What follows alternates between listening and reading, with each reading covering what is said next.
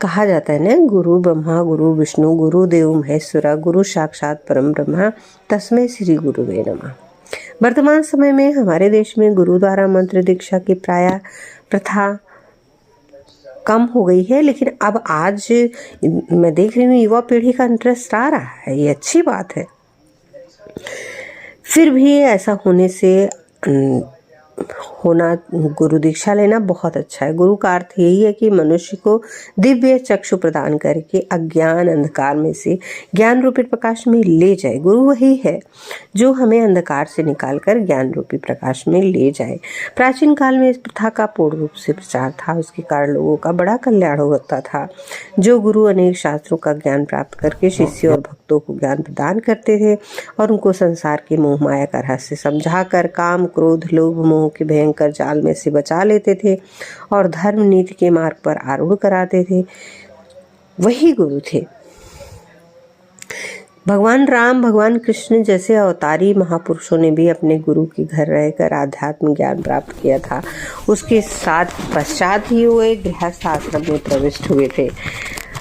बालक युवा तथा वृद्ध अवस्था में इसी प्रकार गृहस्थाश्रम वनप्रस्थाश्रम संन्यासाश्रम जो मंत्र अनुष्ठान और अभ्यास की आवश्यकता होती है, उनकी शिक्षा गुरु शिष्यों को उनके अधिकार अनुसार देकर उनको जीवन में सफल होने का मार्ग अग्रसर कराते हैं।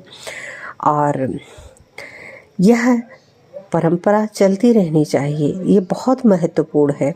लोगों को मालूम ही नहीं कि गुरु दीक्षा का महत्व क्या है।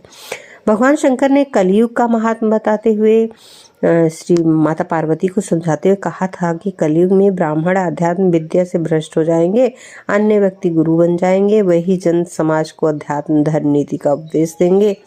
और आज हमें आश्चर्यपूर्वक देख रहे हैं कि कुछ लोग ऐसे हैं जो कि धर्म का दिखावा करते हैं, लेकिन बहुत सारे गुरु ऐसे हैं जो वास्तव में वे बहुत महत्वपूर्ण हैं, बहुत अच्छी राह दिखाते हैं।